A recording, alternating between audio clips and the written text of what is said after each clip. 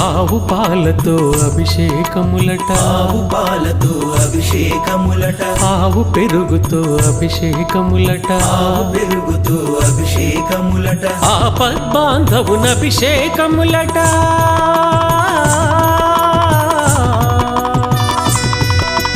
ఆపద్బాంధవున అభిషేకములట, అనాథ రక్షకున అభిషేకములట. అభిషేకము చూతమురారండి, మన అయ్యప్ప స్వామికి అభిషేకము చూతమురారండి.